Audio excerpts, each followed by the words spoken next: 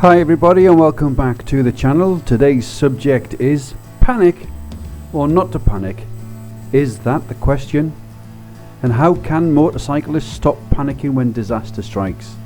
Can survival instincts be learned? To answer this question, we must first begin to understand what is a survival instinct. A survival instinct is stated as the process of an organism preventing itself from being harmed or killed.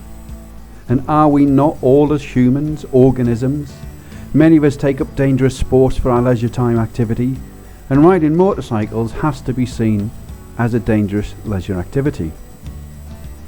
This, mixed with a variety of a desire to ride for the reasons we choose, can bring on occasion a situation where we have a mere second to react in a survival instinct which may or may not save us from harm or worse.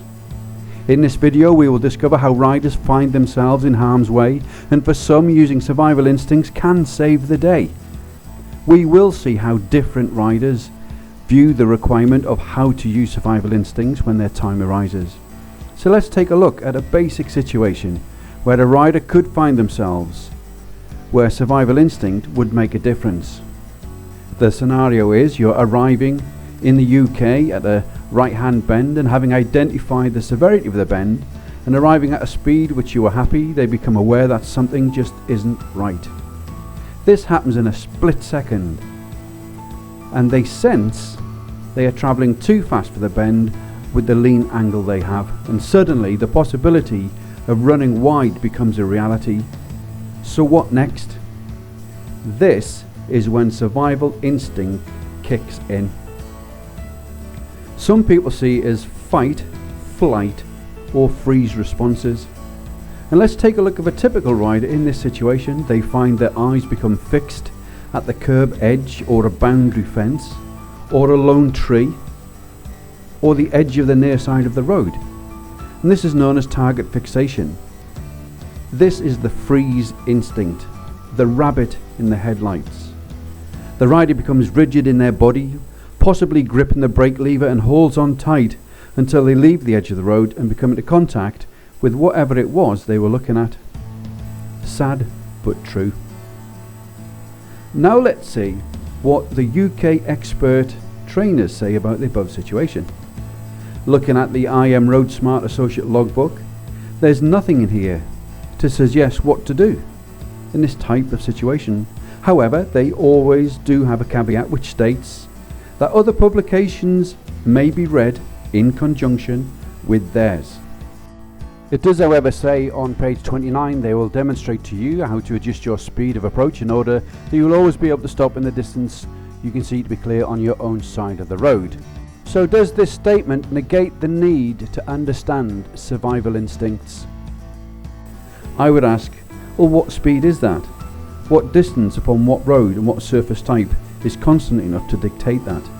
Each motorcycle is different in regards to its braking ability. Each rider's own ability and understanding of their motorcycle and its braking proficiency is different from one to the next to the next. And the above statement has no real definition or true robustness. Each rider would need to practice on different types of road surface, different weather conditions, on different bends, on each motorcycle they have or ride, to identify its true braking ability and confirm what the speed is in which they can stop safely and the distance they can see to be clear. This is quite unlikely. So it would seem that the responsibility lies upon the shoulders of their unpaid volunteers, who are deemed as experts with passion to fill the gaps.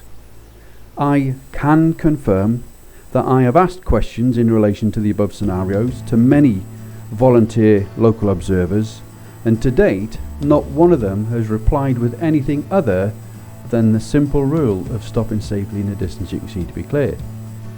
And with that answer, it was apparent to me that the greater majority of local observers for the IM who act as volunteers are limited not only in their experience or their level of training from the IM, but also their rider skills and their own knowledge.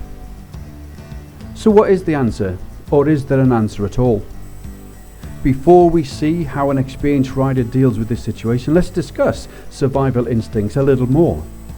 We had mentioned the fight, flight or freeze options, with the freeze being listed above.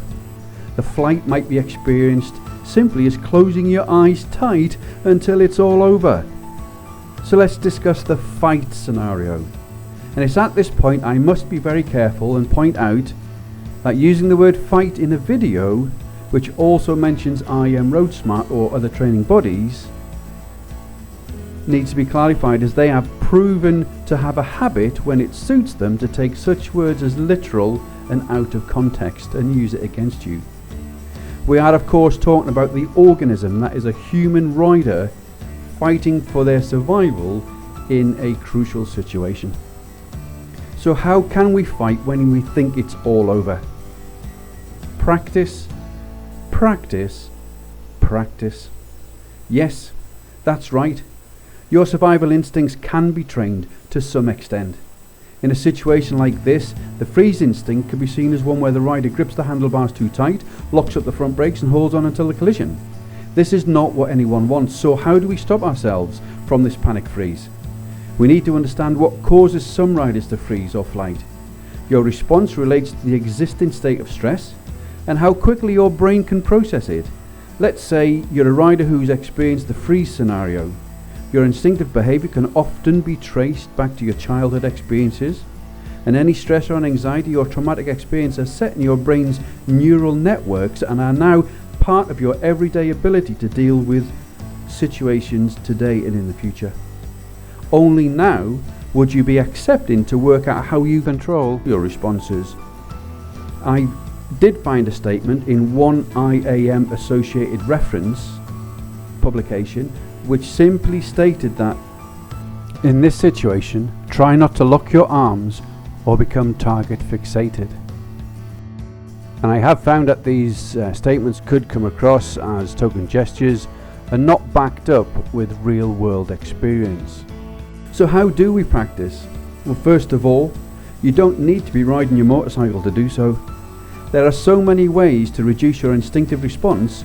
Ask your friends, ask your family to explain to you what they think makes you freeze in certain situations. The toughest of people can still be afraid of a small house spider. And although seen as a phobia, the survival instinct is the same. The feeling is the same. And you can make a list of these type of situations where you feel fright or fear and organise occasions where you put yourself into these scenarios. And if you had a fear of, say, heights, this would be common at around 300 feet. This is where your brain cannot process what your eyes are seeing in the definition of the surface of the ground and becomes confused and initiates a survival instinct. Parachutists experience this, and the only way to overcome it is to keep jumping and understand that it's natural to feel this way, but to focus upon the skills and actions required for a safe landing. And I have indeed experienced a failed parachute whilst parachuting, and it's at this time there's no place for freeze or flight responses. And the same goes for motorcycling.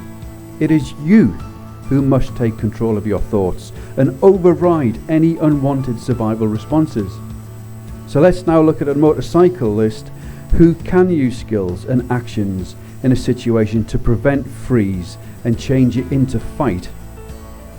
The bend is the same, so is the situation, to the point that the typical rider initiated the freeze instinct. It's at this time where the experienced rider would override the freeze response and react with a prepared, thought out plan for this scenario. The first thing you must do is relax and look positively in the direction where you want to be. And in doing so, this will focus your brain's attention to process the information of your pinpoint vision, and therefore to take away the concerns of the survival instinct emotion. Release your grip on the brakes, relax on the handlebars, and let go of that clutch lever. This is where you must trust that your motorcycle can handle a certain amount of stress and still travel in the desired direction. And if you feel you're heading closer to the edge of the road, counter steer more and lean the bike more in the direction you're looking. Let the bike respond, and it can begin to settle and begin to give you feedback. And if successful, the bike will calm down and steer in the direction that you wanted. Once the immediate crisis is averted, you can begin to take control of your motorcycle once more and then exit the bend. And afterwards, take time to reflect on how you became in this situation and learn from it. After all, no one rider is perfect. Humans make mistakes, and that's okay.